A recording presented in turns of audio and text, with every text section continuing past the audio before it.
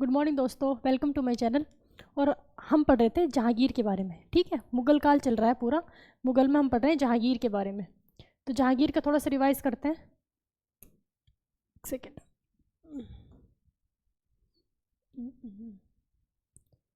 हाँ जी, जहांगीर के बारे में। जहांगीर को चित्रकला का स्वर्णकाल कहा जाता है और ये क्वेश्चन पूछा जाता है। ठीक है ना, क्या कहा जाता है? चित्रकला का स्वर्णकाल।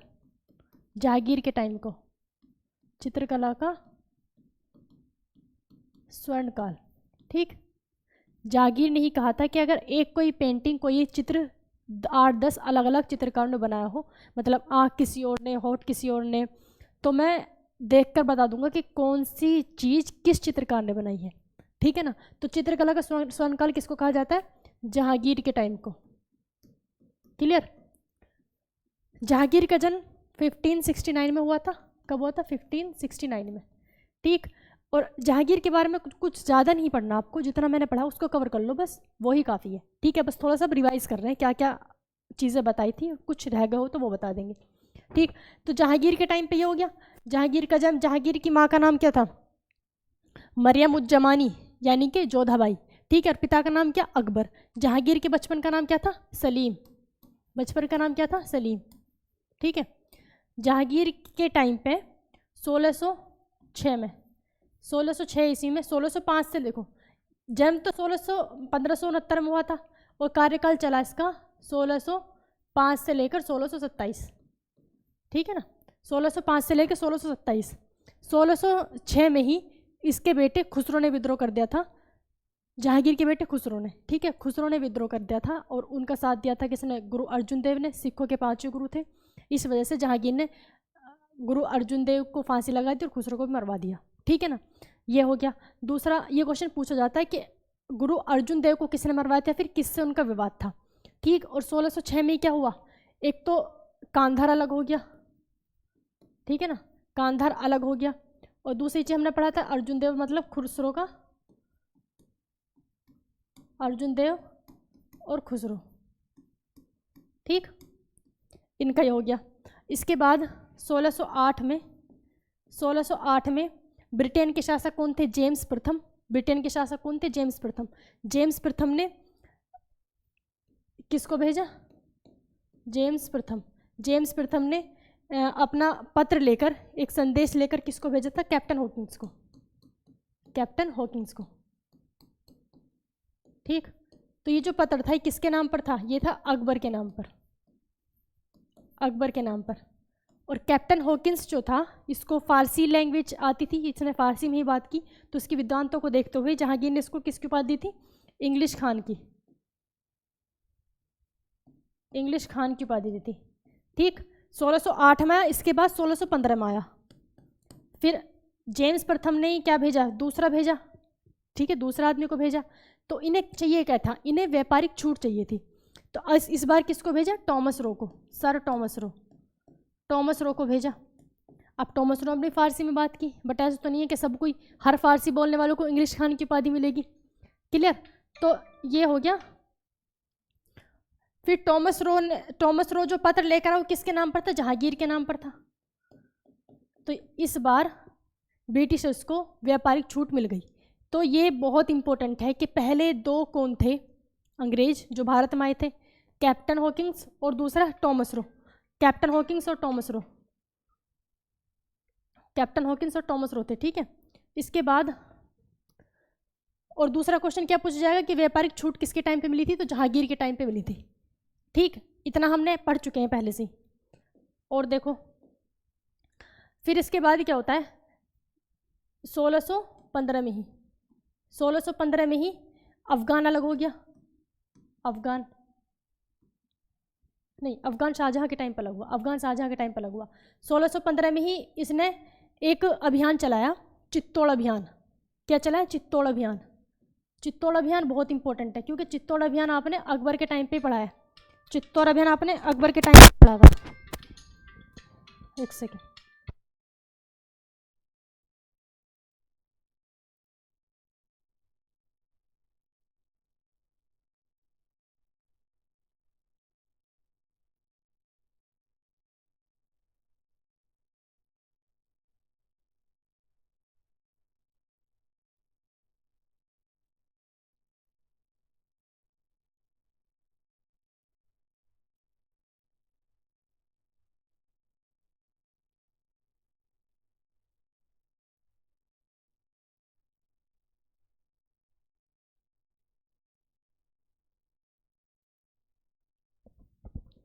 ठीक, तो हमने क्या देखा, चित्तौड़ अभियान। चित्तौड़ अभियान वही है, मतलब इसको मेवाड़ कह सकते हैं, मेवाड़, क्योंकि मेवाड़ की राजधानी ही क्या थी, चित्तौड़ थी। मेवाड़ अभियान किया, तो मेवाड़ अभियान आपको याद होगा अकबर ने भी किया था। कब, एक बार क्या था 1567 में, दूसरी बार क्या था 1576 में। ठीक, तो 1567 में जब अकबर ने किया था, उस टाइम पे जब भी अभियान पूरा नहीं हुआ था अकबर लौट गया था। ठीक है, फिर 1576 में दोबारा किया, जिसको क्या बोलते हैं, हल्दी घाटी का युद्ध। तब कौन थे, राजा महाराणा प्रताप थे। तब भी ये पूरा नहीं होता, तब महाराणा प्रताप लौट गए थे। कंप्लीटली अधिकार नहीं हो पाया, बाद में महाराणा प्रताप ने अपने साम्राज्य पर धीरे धीरे कब्जा कर लिया था। लेकिन फाइनली 1615 में फिर से चित्तौड़ अभियान किया। इस वक्त जो राजा थे उनका नाम था अमर सिंह। राजा कौन थे, अमर सिंह। अब 1615 में किसने किया, जहांगीर ने। राजा कौन थे, अमर सिंह थे। तो अमर सिंह राजा ने इसकी जहांगीर की अधीनता स्वीकार की, मतलब फाइनली ये हार गए। लेकिन इन्होंने फिर अपना जो भी कुछ इनके पास बचा था, अपना टोटल सब किसको दे दिया, अपने बेटे करण सिंह को, करण सिंह को। ठीक है, और खुद चले गए वनवास के लिए। ठीक है, अमर सिंह कहाँ चले गए, वनवास के लिए चले गए। तो फाइनली हम कह सकते हैं कि चित्तौड़ यानी कि मेवाड़ पर कब्जा 1615 में किसने किया था, जहांगीर ने किया था। ठीक है, अकबर के टाइम पे नहीं हुआ था। 2 युद्ध हुए, लेकिन दोनों में ही फाइनल रिजल्ट नहीं हुआ। यहाँ तक क्लियर। इसके बाद फिर हमने देखा था कि इसने 1616 में खुर्रम को दक्षिण भारत जीतने की जिम्मेदारी दी थी, है ना। 1616 में खुर्रम कौन, यानी कि शाहजहां को दक्षिण भारत जीतने की जिम्मेदारी दी। और शाहजहां ने दक्षिण भारत के अहमदनगर के राजा कौन थे, मलिक अंबर। मलिक अंबर को, किसको, मलिक अंबर, मलिक अंबर को हरा दिया। तब जहांगीर ने शाहजहां को, मतलब खुर्रम को किसकी उपाधि दी, शाहजहां की उपाधि दी थी। ठीक, 1627 में शाहजहां ने ही किसके खिलाफ, जहांगीर के खिलाफ विद्रोह कर दिया था और इनको लाहौर में कैद कर दिया। जहांगीर और उनकी वाइफ किसको, नूरजहां को। जहांगीर और नूरजहां को कर दिया था कैद। ठीक है, लेकिन नूरजहां के प्रयास से दोनों यहाँ से भागने में सफल हुए। फिर भी 1627 में ही लाहौर में ही किसकी मृत्यु हो गई थी, जहांगीर की। तो जहांगीर का मकबरा लाहौर में किसने बनवाया, नूरजहां ने बनवाया। ठीक, तो अब हमें नूरजहां के बारे में पढ़ना है। नूरजहां का थोड़ा सा अलग टॉपिक बचता है, क्योंकि नूरजहां से है कई सारी चीज़ें हैं इंपॉर्टेंट। तो हम ये सब तो हमने पढ़ लिया था। ठीक है, नूरजहां से स्टार्ट करेंगे। उसके बाद आपको पता है राजा कौन है, शाहजहां आ जाएगा। शाहजहां के बाद औरंगजेब पढ़ने के बाद ये समझ लो मुगल खत्म, क्योंकि इसके बाद तो सब राजा ऐसे ही हैं पागल से। ठीक, तो ये सब हो गया। अब चलते हैं हम किस पे, इनकी जहांगीर की वाइफ। जहांगीर की स्टार्टिंग में 2 वाइफ थी। ठीक है, 2 शादियाँ हुई थी। पहला नाम क्या था, मानबाई, दूसरा जगत गोसाई। मानबाई और जगत गोसाई। शाहजहां जो था वो जगत गोसाई का ही बेटा था। ठीक, शाहजहां कौन था, जगत गोसाई का बेटा था। अब दूसरी बात, एक जहांगीर की कौन थी, प्रियसी, गर्लफ्रेंड कह सकते हैं। ठीक है, अनारकली थी। अनारकली का तो अलग ही किस्सा है, वो वाइफ नहीं थी। ठीक, अनारकली की भी कब्र जहांगीर ने कहाँ बनवाई थी, लाहौर में। और लाहौर में ही जहांगीर का क्या है, मकबरा है। ठीक, अब देखते हैं नूरजहां जो थी, नूरजहां अली कुली बेग, किसकी, अली कुली बेग की विधवा थी। अली कुली बेग की क्या थी, विधवा थी। ठीक है, मतलब इनकी वाइफ थी, लेकिन अली कुली बेग की मृत्यु हो गई, तो इनकी विधवा थी कौन थी, नूरजहां। ठीक, और अली कुली बेग को ही क्या कहा जाता है, शेर अफगन कहा जाता है। अली कुली बेग को ही क्या कहा जाता है, शेर अफगन कहा जाता है। अली कुली बेग को शेर अफगन कहा जाता है। ठीक, इनकी विधवा थी। नूरजहां को मतलब मुगल दरबार में, या कैसे मुगल मतलब महल में किस लिए लाया गया था, सलीमा बेगम की देख रेख के लिए। ठीक है, होती ना उस टाइम पे कि पर्सनल नौकरानी होती थी एक। ठीक, तो नूरजहां को सलीमा बेगम की देख रेख के लिए लेकर आया गया था। अब सलीमा बेगम आपको याद होगा, किसकी, सलीमा बेगम।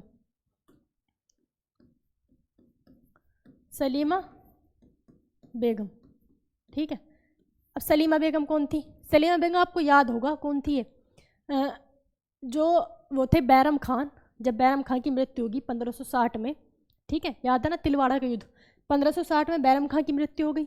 तो बैरम खां की विधवा कौन? सलीमा बेगम।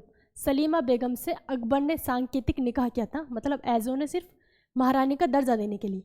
तो फिर अकबर की मृत्यु होगी, ये फिर से विधवा होगी, अब ये डबल विधवा हो गई। ठीक, तो इनकी देखरेख के लिए कौन आई थी? नूरजहाँ को रखा गया था। ठीक, अब नूरजहाँ जो थी, नूरजहाँ नवरोज़ त्यौहार मनाती थी, मतलब ये पारसी धर्म के थे। पारसी में त्यौहार कौन सा होता है? नवरोज। नवरोज त्यौहार को मनाती थी, नवरोज। ठीक है ना। नवरोज जो होता है वो पारसी का हम न्यू ईयर होता है, पारसी का नया साल होता है, नव वर्ष की तरह मनाते हैं नवरोज को। ठीक, तो नवरोज में काफ़ी अच्छे सज धज के होते हैं, है ना, बहुत अच्छी लग रही थी, वैसे भी खूबसूरत थी नूरजहाँ। तो तब इन्होंने जहांगीर ने किसको देखा? नूरजहाँ को। नवरोज के त्यौहार पर जहांगीर ने किसको देखा? नूरजहाँ को। और नूरजहाँ को किसकी उपाधि दी? नूरे महल की। किसकी दी? नूरे महल, मतलब कि पूरे महल का नूर, नूरे महल की उपाधि दी नवरोज के त्यौहार के दिन। ठीक, इसके बाद देखो नूरजहाँ का असली नाम क्या है? मेहरुनिशा है, मेहरुनिशा। ये मैंने आपको बताया था, नूरजहाँ का असली नाम मतलब पुराना कह सकते हैं, असली नाम कह सकते हैं, क्या था? मेहरुनिशा था। यहाँ तक समझ आ गया? नवरोज के त्यौहार के दिन नूरे महल की उपाधि दी। फिर नूर जहांगीर को नूरजहाँ और अच्छी लगी, अब नूरजहाँ के ऊपर उसने शादी का वो रखा ऑफर। भाई सोचो ये कि ये विधवा है, नौकरानी बनकर आई है, तो एक इतने बड़े राजा का के ऑफर ठुकराएगी, तो इन्हें शादी के लिए राजी हो गई। तो 1611 में, 1611 में किसकी शादी होगी? नूरजहाँ की शादी किससे होगी? जहांगीर से। नूरजहाँ की शादी किससे होगी? जहांगीर से, जहांगीर से। ठीक है ना। अब तक नाम इनका क्या है? मेहरुनिशा ही है, नाम क्या है? मेहरुनिशा है। नौरोज के त्यौहार के दिन किसकी उपाधि मिली? नूरे महल की। लेकिन जब शादी हुई तब किसकी उपाधि दी? नूरे जहाँ की। अब तक तो सिर्फ महल का नूर था, ठीक है, अब पूरे जहान का नूर हो गया। तो अब हम इसको मेहरुनिशा को किस नाम से जानते हैं? नूरजहाँ के नाम से जानते हैं। नूरजहाँ ने ही किसका मकबरा बनवाया था? जहांगीर का मकबरा बनवाया। इतना क्लियर। अब देखते हैं कि इसके मतलब नूरजहाँ के माता पिता कौन थे। ये तो पता चल गया, नूरजहाँ के पति का नाम, हस्बैंड का नाम क्या था? अली कुली बेग था। अली कुली बेग को क्या कहते थे? शेर अफगन कहते थे। ठीक, इनके पिता का नाम था, पिता, इनके पिता का नाम था ग्यास बेग। क्या था? Gas bag. ग्यास बेग को ही जहांगीर ने एतमादुद्दौला की उपाधि दी थी। किसकी? एतमादुद्दौला, एतमादुद्दौला। ठीक है ना। एतमादुद्दौला की उपाधि दी थी जहांगीर ने किसको? ग्यास बेग को, नूरजहाँ के पिता को। ठीक, तो नूरजहाँ ने आगरा में, नूरजहाँ ने कहा आगरा में एतमादुद्दौला का मकबरा बनवाया। मकबरा किसने बनवाया? नूरजहाँ ने। नूरजहाँ ने आगरा में, आगरा लिखते हैं, ठीक है ना, आगरा में एतमादुद्दौला का मकबरा बनवाया। और ये जो एतमादुद्दौला का मकबरा है, ये इंडिया का पहला बेदाग सफ़ेद संगमरमर से बना पहला मकबरा है। ताजमहल तो उसके बाद बना, शाहजहाँ इसके बाद राजा बनेगा, बाद में मुमताज़ मरेगी, तब मकबरा बनेगा, ताजमहल बनेगा। ठीक है ना। तो ये इसमें भी किसका? सफ़ेद संगमरमर का यूज़ किया गया है पहली बार, एतमादुद्दौला का मकबरा। और ये भी कहाँ? ये भी आगरा में है। यहाँ तक क्लियर। इनकी जो माता था, माता का नाम क्या था? इनकी माता का नाम था असमत बेगम। माता का नाम क्या था? असमत बेगम, असमत बेगम। ठीक है ना, असमत बेगम। असमत बेगम जो थी, इन्होंने गुलाब से इत्र निकालने की जो टेक्निक थी वो खोजी थी। ठीक है, असमत बेगम ने क्या किया था? गुलाब से इत्र, जो इत्र होता है ना, इत्र, परफ्यूम वैसे जो होता है वो तो अल्कोहल होता है उसमें, इत्र प्योर होता है, इसमें अल्कोहल नहीं होता। ठीक है ना, गुलाब से बनाया जाता है। तो इसकी खोज किसने की थी? असमत बेगम ने। ठीक, इनकी जो भाई का नाम था, इनके भाई का नाम, भाई का नाम था आसफ खान। भाई का नाम क्या था? आसफ खान। ठीक है, नूरजहाँ के भाई का नाम क्या था? आसफ खान। और इस आसफ खान की ही बेटी कौन थी? मुमताज। आसफ खान की बेटी कौन थी? मुमताज।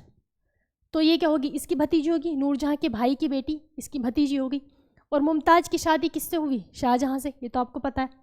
तो यहाँ तक आपने देखा नूरजहाँ के बारे में बहुत सारी चीज़ें इंपॉर्टेंट है। एक तो ये एतमादुद्दौला का मकबरा है ना, दूसरा असमत ये जो असमत बेगम ने गुलाब से इत्र निकालने की खोज की थी। यहाँ तक क्लियर है। तो 1611 ईस्वी में आपने देखा कि जहांगीर की शादी किससे हो रही है? नूरजहाँ से हो रही है। ठीक। 1612 में अगले साल ही मुमताज़ की शादी किससे हुई? शाहजहाँ से हुई। एक साल, बस एक साल का गैप है। 11 में किसकी हुई? इनके बापूजी की शादी हुई, और 12 में किसकी हुई? बेटे की शादी हो गई। यहाँ तक सब क्लियर है ना? अब चलते हैं शाहजहाँ पे। तो ये सब शाहजहाँ का टॉपिक है, मुमताज़ के बारे में शाहजहाँ के टाइम पे पढ़ेंगे। ठीक। अब आते हैं शाहजहाँ। तो यहाँ तक सब क्लियर है ना? जहांगीर के बारे में सब क्लियर हो गया। ये सब जहांगीर के बारे में था। हमने देखा 1627 में जहांगीर की मृत्यु हो गई। तो अब कौन राजा बनेगा? अब बनेगा शाहजहाँ। ठीक है, राजा कौन बनेगा? शाहजहाँ। शाहजहाँ शाहजहाँ का जन्म हुआ था। शाहजहाँ का जन्म हुआ था 1592 में। ठीक है, 1592 में। और राजा कब बना? 1627 में। राजा कब बना? 1627 में, जहांगीर के मरने के बाद। ठीक। शाहजहाँ को जहांगीर ने किसकी? दक्षिण भारत जीतने की जिम्मेदारी दी थी। दक्षिण भारत है ना, ये तो हम अभी पढ़ा है, पिछली वीडियो में पढ़ा। दक्षिण भारत में किसको जीता था? अहमदनगर को। अहमदनगर। और अहमदनगर राजा कौन था? मलिक अंबर। ठीक है। तभी खुर्रम को किसकी उपाधि मिली थी? शाहजहाँ की। अब तक खुर्रम था, खुर्रम को उपाधि किसकी मिली थी? शाहजहाँ की मिली थी। ठीक है, दक्षिण भारत जीतने की जिम्मेदारी दी थी। शाहजहाँ के टाइम पे अफगान, मतलब अफगानिस्तान कह सकते हैं, अफगान अलग हो गया। अफगान कंप्लीटली अलग हो गया। अफगान जीता किसने था? अकबर ने जीता था। अफगान किसने जीता था? अकबर ने जीता था। ठीक है, अफगान कंप्लीटली अलग हो गया किसके? शाहजहाँ के टाइम पे। ठीक। ये तो हमने पढ़ लिया अभी कि शाहजहाँ की माँ, पिता का नाम जहांगीर है, शाहजहाँ की माँ का नाम जगत गोसाई है। ठीक। तो शाहजहाँ के बारे में, अफगान अलग हो गया। इसके बाद शाहजहाँ ने क्या किया? शाहजहाँ ने भी विद्रोह किया। शाहजहाँ ने जहांगीर के खिलाफ विद्रोह किया। शाहजहाँ ने विद्रोह किया जहांगीर के खिलाफ, है ना? ये भी हमने अभी पढ़ा। शाहजहाँ ने जहांगीर के खिलाफ विद्रोह किया, और जहांगीर और नूरजहाँ को कहाँ कैद रखा था? लाहौर में, है ना? विद्रोह करके कहाँ कैद रखा? लाहौर में। ये क्या हो रहा है?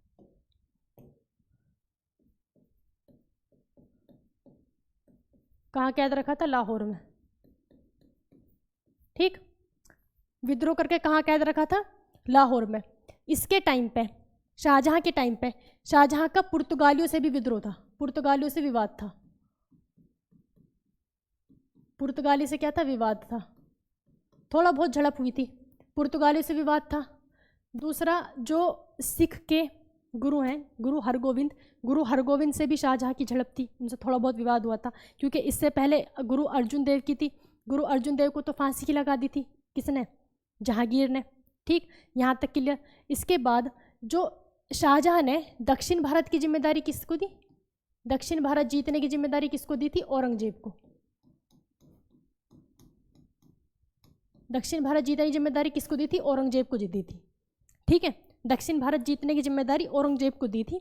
और इससे आपने देखा कि दक्षिण भारत जीतने की जिम्मेदारी, देखो सबसे पहले बाबर था, ठीक है ना? बाबर को टाइम ही नहीं मिला कि उसने दक्षिण भारत वो आ सके। इसके बाद हुमायूं ने भी नहीं किया दक्षिण भारत में। अकबर ने दक्षिण भारत विजय की, अकबर ने ही पूरा जीता था। ठीक है, खानदेश, अहमदनगर, बरार, गोलकुंडा, बीजापुर सब जीत लिया था। याद है ना 1602 में असीरगढ़ का युद्ध खानदेश के खिलाफ, जो अकबर का आखिरी युद्ध था। ठीक है ना? इसके बाद अकबर के बाद कौन आया? जहांगीर ने अपने बेटे को दिया, किसको? शाहजहाँ को जीतने की जिम्मेदारी। फिर शाहजहाँ बना, शाहजहाँ ने अपने बेटे किसको? औरंगजेब को दक्षिण भारत जीतने की जिम्मेदारी दी। ठीक है ना? तो औरंगजेब तो मतलब काफ़ी योग्य था युद्ध के मामले में, तो इसने काफ़ी सारा वहाँ का दक्षिण भारत एरिया बहुत सारा जीता था। ठीक, इसके बाद अब शाहजहाँ की शादी कब हुई? 1612 में। 1612 में शादी किससे हुई? मुमताज़ से। मुमताज़ का नाम क्या था? अर्जुमंद बानो बेगम। असली नाम क्या था? अर्जुमंद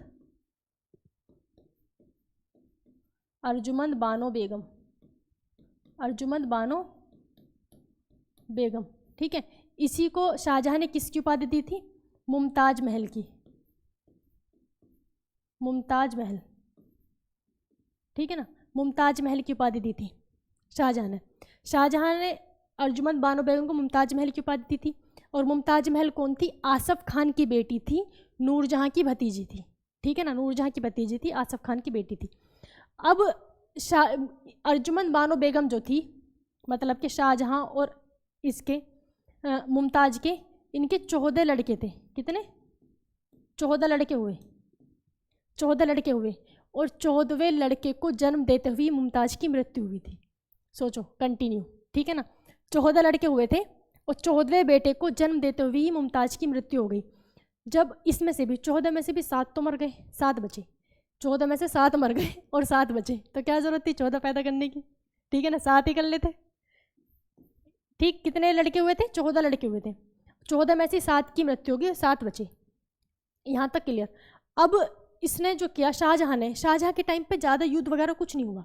देखो, दक्षिण भारत जीता किसने? औरंगजेब ने जीता। शाहजहाँ ने कोई युद्ध का काम नहीं किया। बस ये वाला क्या था, दक्षिण भारत में अपने जहांगीर के टाइम पे ही, है ना, जब जहांगीर जिंदा था तभी इसके टाइम पे ये काम किया था। अपने काल में शाहजहाँ ने कोई भी युद्ध, कोई भी बड़ा काम नहीं किया। इसने, शाहजहाँ के सिर्फ और सिर्फ सबसे ज़्यादा जो क्या है, स्थापत्य कला में, मतलब कि बिल्डिंग्स निर्माण में, है ना। जितने ताजमहल बना, तो स्थापत्य कला का स्वर्णकाल किसको कहेंगे? शाहजहाँ को, है ना। यहाँ तक क्लियर है ना। स्थापत्य कला का स्वर्णकाल, शाहजहाँ काल को क्या कहा जाता है? स्थापत्य कला, यानी कि बिल्डिंग्स वगैरह बनाना, कला का स्वर्णकाल। स्थापत्य कला का स्वर्णकाल किसको कहा जाता है? शाहजहाँ के काल को कहा जाता है। तो इसने स्थापत्य कला में क्या क्या बनवाया? सबसे मेन क्या है? ताजमहल। ठीक, ताजमहल। ताजमहल जो है ये क्या है? सफ़ेद संगमरमर से बना है भाई, 7 अजूबों में से एक है। तो ताजमहल एक्चुअल में एक मकबरा है, किसका? मुमताज़ महल का। जब मुमताज़ महल की डेथ हो गई तो एक कब्र, मतलब कब्र होती नॉर्मल, कब्र के चारों तरफ कोई बिल्डिंग वगैरह बना देते हैं, कब्र के चारों तरफ कोई बिल्डिंग बना देते हैं, है ना, उसको क्या कहते हैं? मकबरा कहते हैं, टॉम कहते हैं। तो ताजमहल क्या है? एक मकबरा है, किसका? मुमताज़ महल का। ताजमहल जब शाहजहाँ ने बनवाया तो एक कब्र तो मैं तो कौन? मुमताज़ महल, ठीक है ना। और एक कब्र खाली रखी और कहा कि जब मेरी डेथ हो जाए तो मुझे इसी कब्र में दफनाया जाए, ठीक है ना, मुझे इसी कब्र में दफनाया जाए। तो ये दोनों आज के टाइम में, मतलब दोनों की कब्रें कहाँ हैं? ताजमहल में है। ठीक, तो ताजमहल में का जो मतलब स्ट्रक्चर है ना, ताजमहल की क्या कहते हैं उसको, आर्किटेक्ट डिज़ाइनर कौन है? वो है उस्ताद अहमद लाहौरी। कौन है? उस्ताद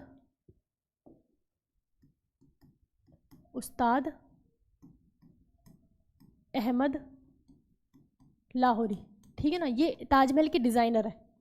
और इसकी देख रेख में, मतलब काम कैसे चल रहा है, इसकी देख रेख के लिए शाहजहाँ ने किसको रखा था? ईशा खां को रखा था, ईशा खां, ठीक है ना, ईशा खां को रखा था। तो ये दोनों नाम याद रखें। ताजमहल किसने बनवाया? शाहजहाँ ने बनवाया। दूसरा, शाहजहाँ ने दिल्ली में क्या बनवाया? लाल किला। पहले जमा मस्जिद लिखो। दिल्ली में क्या बनवाया? जमा मस्जिद। दिल्ली में जमा मस्जिद बनवाई। और दिल्ली में ही क्या बनवाया? लाल किला। दिल्ली में ही क्या बनवाया? लाल किला। अच्छा, राजधानी जो थी पहले आगरा थी। मुगलों की राजधानी क्या थी? आगरा थी।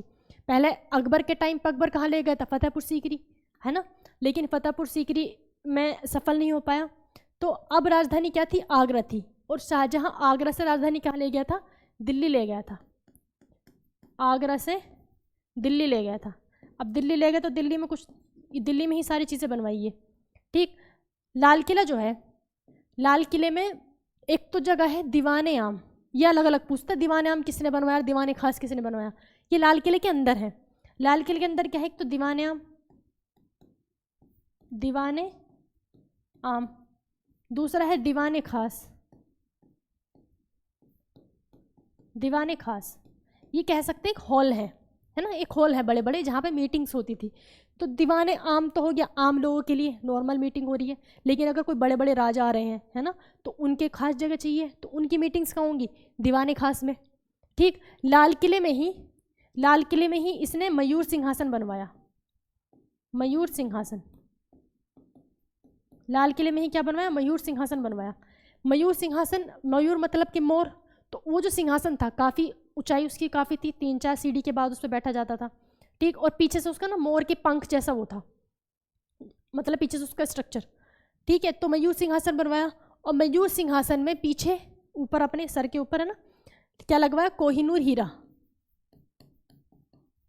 कोहिनूर हीरा, ठीक है ना। कोहिनूर हीरा की कहानी काफ़ी लंबी है, इसको भी अलग ही पढ़ेंगे, लेकिन अब तक यहाँ कोहिनूर हीरा कैसे पहुंचा, आपको याद होगा कि ये किसके पास था कोहिनूर हीरा, प्रताप रुद्रदेव के पास, जो कि किसका था, काकतीय वंश का था, ठीक है ना, प्रताप रुद्रदेव। और आपको याद होगा जब प्रताप रुद्रदेव पर हमला किसने किया था, मलिक काफूर ने, अलाउद्दीन खिलजी के सेनापति मलिक काफूर ने। तो प्रताप रुद्रदेव ने उसकी अधीनता स्वीकार करके और एक साइन के रूप में कोहिनूर हीरा दिया, और अपनी सोने की मूर्ति को जंजीर में जड़वाकर, ठीक है, मलिक काफूर को दे दिया। तो फाइनली वो कोहिनूर हीरा किसके पास आ गया, दिल्ली सल्तनत के।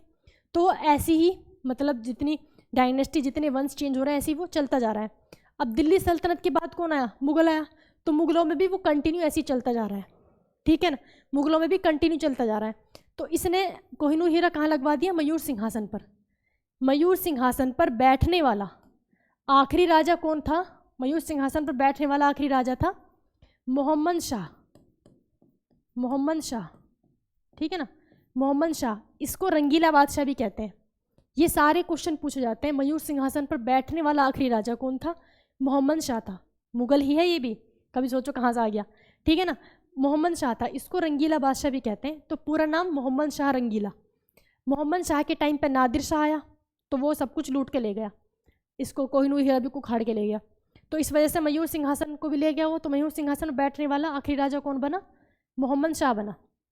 यहाँ तक क्लियर, ठीक है ना। इसने ये सारी चीज़ें बनवाई। दूसरा, इन्होंने लाहौर में, शाहजहाँ ने लाहौर में शीश महल बनवाया। लाहौर में क्या बनवाया, शीश महल,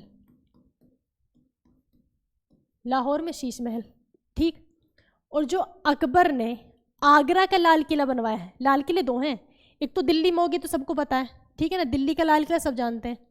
एक और लाल किला है कहाँ, आगरा में, जो किसने बनवाया था, इसे आगरा का किला कह रहे हैं जिसको हम, वही तो लाल किला है। अभी हमने जहांगीर के टाइम पे पढ़ा था कि जहांगीर के टाइम पे उसने आगरा के किले में सोने की जंजीर टंगवाई थी, न्याय की जंजीर, ठीक है ना। तो आगरा किला मतलब कि वही आगरा का लाल किला, लाल पत्थर से है तो लाल किला। तो आगरा के लाल किले में, लाल किला बनवाया किसने, आगरा का, आगरा का लाल किला अकबर, दिल्ली का लाल किला शाहजहाँ। तो आगरा के लाल किले में मोती मस्जिद, मोती मस्जिद बनवाई, ठीक है ना। आगरा के लाल किले में क्या बनवाई, मोती मस्जिद, आगरा के लाल किले में, देखो लाल रंग से लिख रही मैं, लाल किला, ठीक है ना। आगरा के लाल किले में क्या बनाई, मोती मस्जिद बनवाई।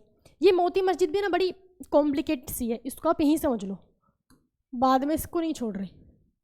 देखो, एक मस्जिद, लाल किले दो, एक दिल्ली का एक आगरा का, ठीक है, दोनों ही लाल किले में मोती मस्जिद है। आगरा का लाल किला किसने बनवाया, अकबर ने। उस आगरा के लाल किले में जो मोती मस्जिद है वो किसने बनवाई, शाहजहाँ ने, ठीक। दिल्ली का लाल किला किसने बनवाया, शाहजहाँ ने। तो दिल्ली के लाल किले में जो मोती मस्जिद है वो किसने बनवाई, औरंगजेब ने, ठीक है। इस दिल्ली के लाल किले में भी क्या है, एक मोती मस्जिद है, और वो मोती मस्जिद किसने बनवाई थी, औरंगजेब ने बनवाई थी,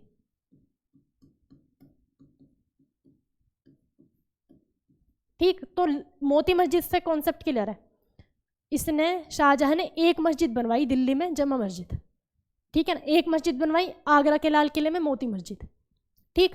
तो ये सारी क्या है कि स्थापत्य कला, शाहजहाँ के टाइम पे इसने क्या क्या काम कराए।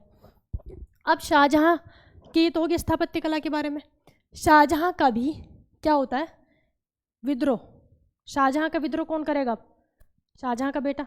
क्योंकि देखो, इससे पहले अगर विद्रोह की बात करें, अकबर जब राजा था, अकबर का विद्रोह किसने किया, जहांगीर ने। जब जहांगीर राजा बना, जहांगीर का विद्रोह किसने किया, शाहजहाँ ने। मैं तो यहाँ चला गया, मुझे लगा है शाहजहाँ लिख रहा होगा, ठीक है ना। जहांगीर का विद्रोह किसने किया, शाहजहाँ ने। अब शाहजहाँ है, शाहजहाँ का विद्रोह किसने किया, औरंगजेब ने। वैसे तो दारा शिकोह सब है, आप देखो पहले, देखो शाहजहाँ ने अपना उत्तराधिकारी दारा शिकोह को बनाया, दारा शिकोह, ठीक है ना। किसको बनाया? दारा शिकोह को बनाया। शाहजहां ने अपना उत्तराधिकारी अपने बड़े बेटे दारा शिकोह को बनाया। लेकिन अगर योग्यता की बात करें, जो राजा बनने लायक था वो कौन था? औरंगजेब था। लेकिन औरंगजेब छोटा था, मतलब दारा शिकोह से छोटा था, ठीक है ना। तो जब शाहजहां कहाँ था? दिल्ली में था।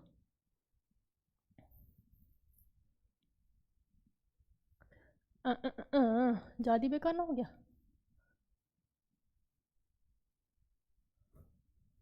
देखो, जब शाहजहां कहाँ था? यहाँ दिल्ली में बैठा था, ठीक। शाहजहां कहाँ था? दिल्ली में था। तो शाहजहां ने दक्षिण भारत में किसको भेजा? औरंगजेब को भेजा। दक्षिण भारत में किसको भेजा? औरंगजेब को। दक्षिण भारत जीतने की जिम्मेदारी औरंगजेब को दी, ठीक। लेकिन उत्तराधिकारी किसको बनाया? दारा शिकोह को बनाया। अब क्या होता है, शाहजहां जब बुढ़ापा आ गया, भाई शाहजहां हो गया बीमार, और शाहजहां के मरने की खबर फैल गई कि शाहजहां चला गया, शाहजहां नहीं रहा, ठीक है, राजा की मृत्यु होगी, शाहजहां के मरने की अफवाह फैल गई। अब ये तो कहाँ है, मतलब ये तो है दक्षिण भारत में, इसको तो कुछ पता नहीं। लेकिन दारा शिकोह के कितने थे? 2 बेटे थे। दारा शिकोह के 2 बेटे थे, दारा शिकोह के, ठीक है ना। शाहजहां का बेटा दारा शिकोह के 2 बेटे थे। एक का नाम था शाह सुजा, और एक का नाम था शाह सुलेमान, ठीक है, शाह सुलेमान था।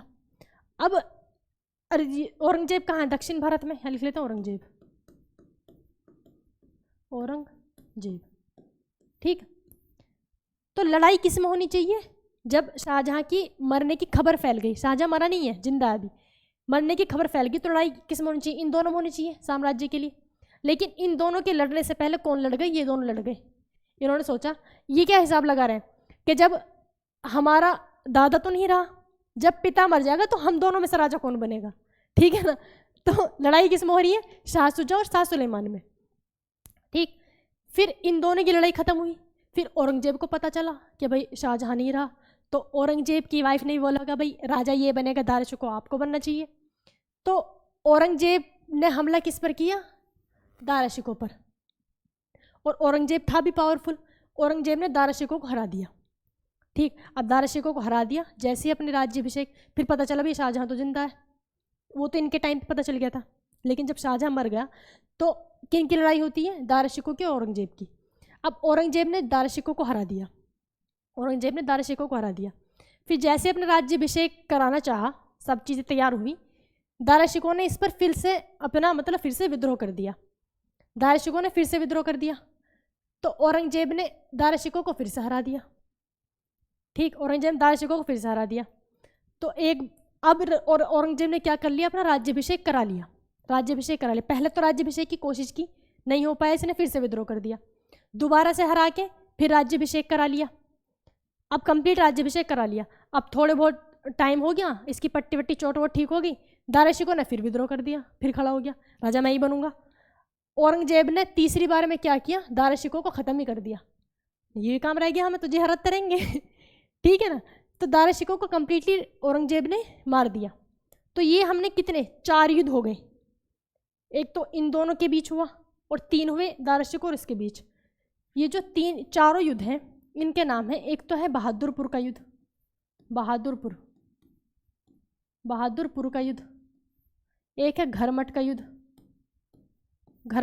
बहादुरपुर, घरमट, और एक है बहादुरपुर हो गया, घरमट, एक है सामूगढ़। क्या है?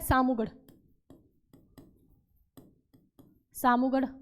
और चौथा है इसके, जो औरंगजेब के इनके बीच हुआ, चौथा है देवराय का युद्ध। ये चारों क्या है? युद्ध के नाम है, युद्ध। ये जो पहले वाला है बहादुरपुर का युद्ध हुआ इन दोनों के बीच, शाह सुजा और शाह सुलेमान के बीच।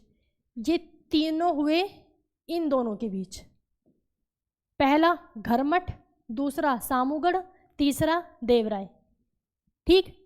तो कौन से युद्ध में दारा शिकोह मारा गया? देवराय के युद्ध में। दारा शिकोह कौन से युद्ध में मारा गया? देवराय के युद्ध में, ठीक। ऐसा कौन सा शासक है जिसने अपना राज्याभिषेक 2 बार कराया? तो कौन है? औरंगजेब है, 2 बार राज्याभिषेक कराया इसने।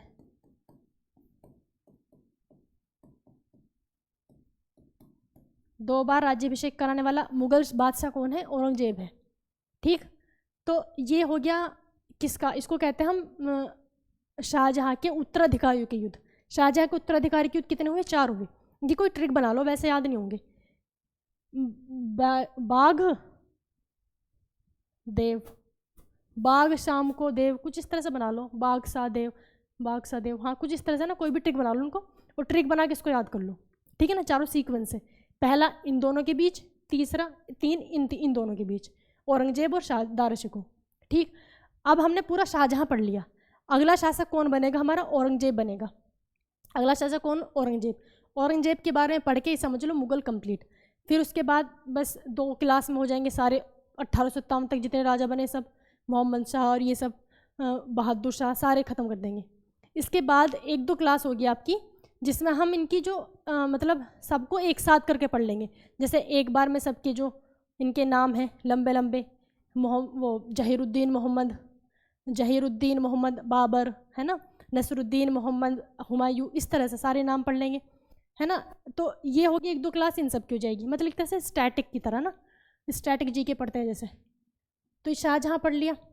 अच्छा एक बात और है, जैसे हमने जब वो पढ़ी आत्मकथा, मुगल दरबार में आत्मकथा लिखने वाले 2 शासक हुए। एक तो देखो बाबर की है आत्मकथा, मतलब कि ऑटोबायोग्राफी, जो खुद लिखते हैं। बाबर की आत्मकथा का नाम क्या है? तुजू के बाबरी, तुजू के बाबरी। ठीक है, जो कि तुर्की भाषा में है ना। इसका फारसी में अनुवाद किसने किया था? अब्दुर्रहीम खान खाना ने। फारसी में अनुवाद किसने किया था? अब्दुर्रहीम खान खाना ने। उसका नाम रख दिया बाबरनामा, ये तो पता है। ठीक है, दूसरी आत्मकथा किसने लिखी थी? जहांगीर ने लिखी थी, जहांगीर ने लिखी थी। दूसरी आत्मकथा किसने लिखी थी? जहांगीर ने लिखी थी। उसका नाम है तुजू के जहांगीरी, तुजू के जहांगीरी, तुजू के जहांगीरी। ये है फारसी भाषा में। मुगलों की जो राजकीय भाषा है, राजभाषा कह सकते हैं, राजभाषा थी फारसी। ठीक है ना, तो तुजू के जहांगीरी किसमें है? फारसी भाषा में। लेकिन ये जो तुजू के जहांगीरी है, जहांगीर ने इसका 80% पार्ट ही लिख पाया। उसके बाद ये बेचारा विद्रोह वगैरह हो गया, ये फंस गया, पूरा नहीं कर पाया। तो इसको पूरा किसने किया? मोतमिद खान ने। किसने किया? मोतमिद खान। ठीक, मोतमिद खान ने इसको पूरा किया था। ठीक है ना, तुजू के जहांगीरी को पूरा किसने किया था? मोतमिद खान ने किया था। तो मुगल शासक 2 हुए हैं जिन्होंने अपनी आत्मकथा लिखी है, ऑटोबायोग्राफी लिखी है। इनके बीच में देखो, इनके बीच में हुमायूं है। हुमायूं की तो हुमायूं नामा जो है गुलबदन बेगम ने लिखा था। अकबरनामा अबुल फजल ने लिखा है, अकबरनामा। ठीक है ना, तो ये सब हो गया। अब एक बार सारी बुक्स भी एक साथ ही पढ़ लेंगे। ठीक, तो थैंक यू, वीडियो को लाइक और शेयर कर देना। और कल हम पढ़ेंगे किसके? औरंगजेब के बारे में। इसके बाद जल्दी ही मुगल ख़त्म कर देंगे। थैंक यू दोस्तों।